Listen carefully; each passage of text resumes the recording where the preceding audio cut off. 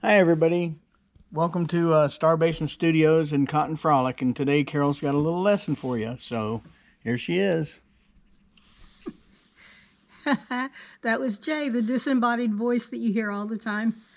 Thanks for coming. I wanted to put together this little video I promised 2 years ago, and I'm just finally getting around to it. We had some medical things and one little crisis after another, and I just haven't gotten back to this, but I apologize. We're going to make this little video, and I'll show you what I promised so long ago. I've been paper piecing long before it had a name, 40 years ago, I guess, and I don't think paper piecing or foundation paper piecing was called that, if it even existed back then. But my aunt had taught me how to make a log cabin that was just flip and fold and iron, and it was paper piecing. So when paper piecing actually came along, I was stunned. I had already made a bunch of my own designs, and I was well into it.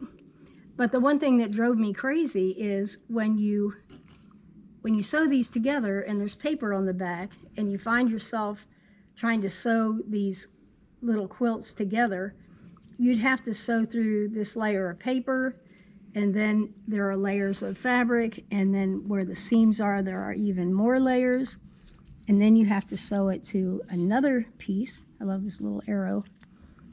And say these two were being sewn together, and you have to try to line them up and keep them straight.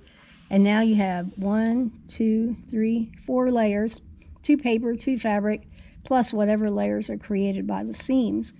And it was hard to do. And you would sew across, and then you would open them up, and 9 times out of 10 you'd have these long stretched stitches there. And I just hated it, and I couldn't seem to overcome it. And one thing that I did was I tried to change thread color, which was another little nightmare. But I would, on something like this, I'd try to use really light or, a kind of off-white to match the material, most of the material that it was going to touch, so you couldn't see the stitches so much when they opened up. But if I say I used a block like this red one, I don't know what color. Hold these up over the table. I think it'll be easier to see them. Okay. Oh yeah, that makes sense. sense. White background. Thank God you're here. So if you were going to sew these two together, it might go more like this. I don't know what color I'd use. I had black and red and off-white, and I don't know what color I'd use, but I did as much as I could to try to minimize the long stitches that you would see. And I guess 15 years ago or so, I had this dawning awareness that, I didn't have to sew on the paper. All I had to do was perforate the paper and tear it off. So, I'll pull my machine over here. I took all the thread out of my machine, and this may not be straight because I don't have my reading glasses here, and just perforate around the edges, on the line. So there's no thread in the top or the bobbin? No thread, either way. Yeah, you definitely want to take it out of the bobbin. You're going to have a little bird's nest in there. And you just sew around the edges on that 1/4 inch seam line. If I had my glasses on, I could stop right on that corner and not have to lift up the presser foot. There we go. I landed right on the end.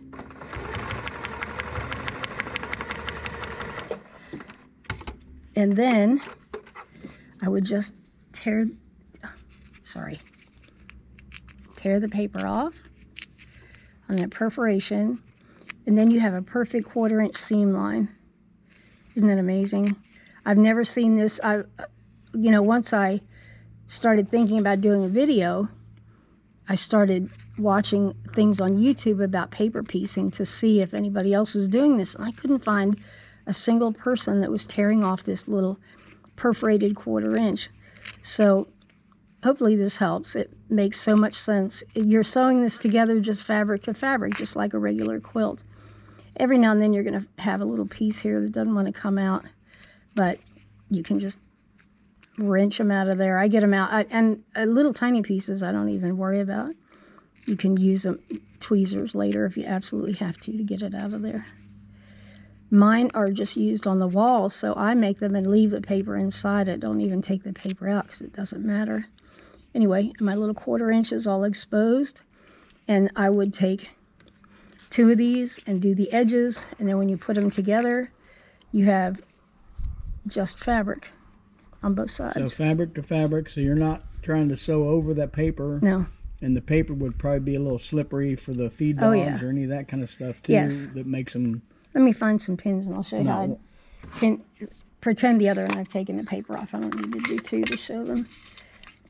Have them here all day watching my little video. When I pretend this one already has the paper off. So I would pin here and pin on the other side, and I just make sure they're lined up perfectly. And sometimes there's a seam in the center that you want to match. Before I put the second pin, I'd probably make sure I had that seam right where I wanted it. And then I put a 3rd pin in. This may look like overkill, but if you've ever had to pull out these little tiny stitches, you'll know it's not. And then I would sew and start here and just sew across the line. And sew all my little blocks into 2s and then into 4s, or however big the quilt's going to be. Isn't that easy?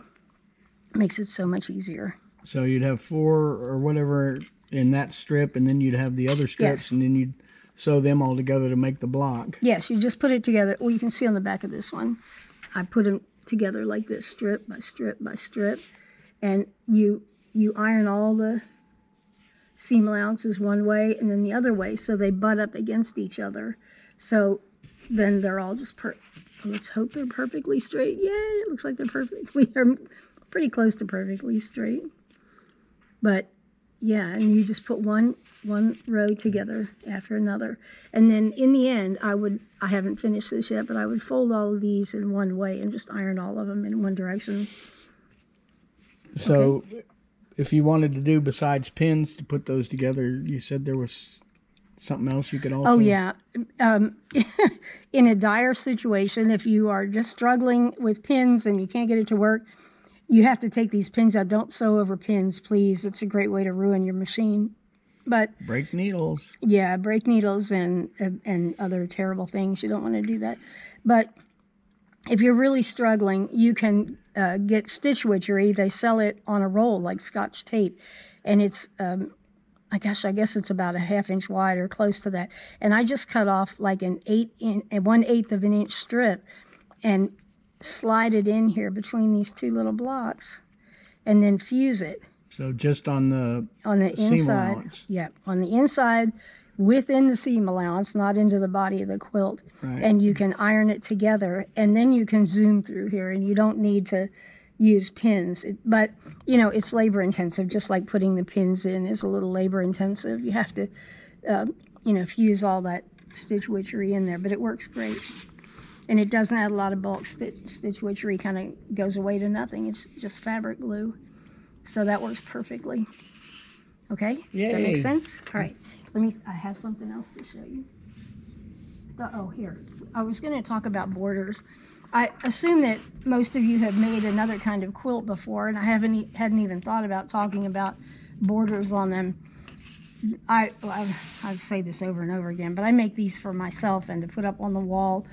So I like these little seams. They're all color play to me. I don't know.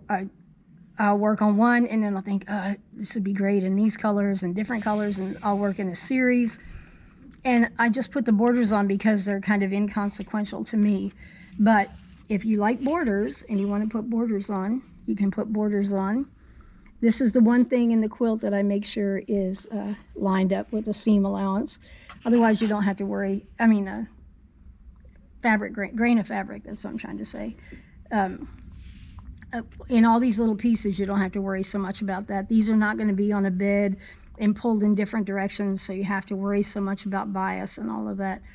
But some of them I put a border on, but I tend to like them without the border. And then this little quilt I just happened to find, and I thought you guys might like to see it. I made this a million years ago, and yeah, it's little tiny blocks. They're about a 1/2 inch. I brought a dime out so you could see it. But you can see I never finished this thing after I put all this work in it because I was so frustrated trying to sew these little blocks together. And I'll show you on the back why. This one still has the paper. Yeah. This one I put away and never looked at again until about a week ago. This is probably 25 or 30 years old. And you can see how difficult, look at all this paper in here, and trying to sew through this, the thickness is just unbelievable. Some of these are 6 layers or more. And it was just a nightmare. But I got them all together, and when I look at it now, all the little points are coming together. It worked out. You're going to get right up on it, aren't you? Well, you said a mistake about like it'll show some stitches that you don't oh, always yeah. want to Well, this doesn't like show right very on well, the but like edge. right there you can see. But I did a pretty good job on this, better than I've ever done on another one like this. I don't know if you can see those stitches. It's Yeah, just it's hard because to there's see. so many layers you're going through, it pulls the stitches farther apart. Yeah, and they're all I can see whenever I have ever done a quilt, and you can see the stitches. So I made a little piece of the of border and put it on here, and you can the see back of that again. you can see that I just did a little accent on there.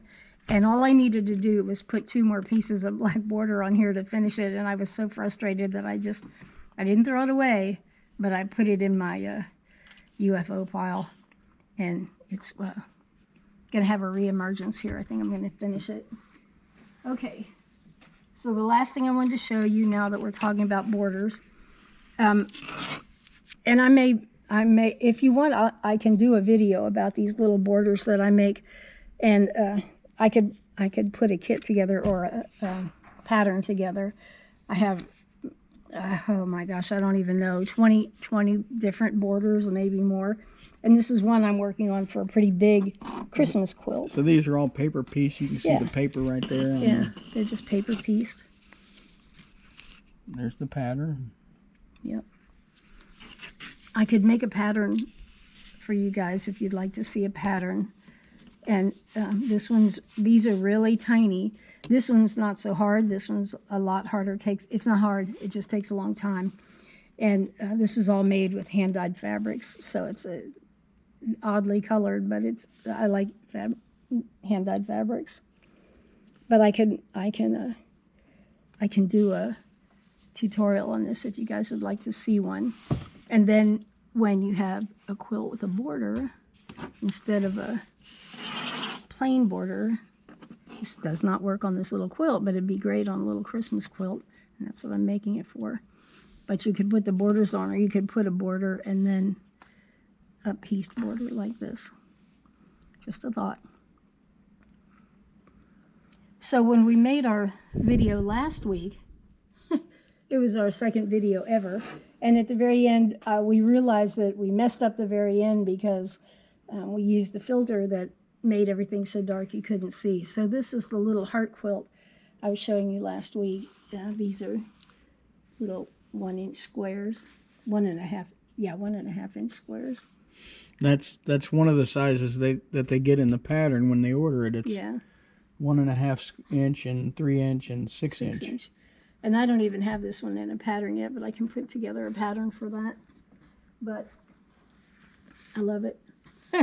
I love making, I have little things that I kind of do on the side, and I make a lot of these little hearts. Almost every day I'll make 3 or 4 of those little hearts and add them to the pile, and someday I'm working on a big thing right now that is going to take forever, but just every day I make 3 or 4 of them, and if I have some borders going like this, I'll keep these next to my sewing machine along with some little 1-inch cuts of fabric, and whenever I'm done sewing whatever big thing I'm working on, I'll add to this a little bit, just so eventually I get there, but I don't wear myself out trying. This especially takes a long time, and even I can get tired of it as much as I seem to like tedium. But they go together pretty quick. If you're just doing a few pieces a day, it seems like they finish themselves. So just a thought. Oh, and I started to tell you a story about my brother-in-law James last week, and then my machine unthreaded itself, and I realized I had to thread my machine on camera, and had a little panic attack, sort of. And I forgot to tell you what I was saying about James, but we go to the Houston Quilt Show every year, which is coming up again, the big international quilt show. And it seems like every time we leave there, Jay's bought me something. He was an ice sculptor for 30 years, and I worked with him, and I did all the selling and marketing and bookkeeping and everything but carving the ice. And it seems like in my old age now that I have this incredible building and I'm getting to do the things I always wanted to do. He is trying to make all my little dreams come true. So he keeps buying these big machines. And now I have everything. I can't think of another thing I need or want. That's subject to change any minute.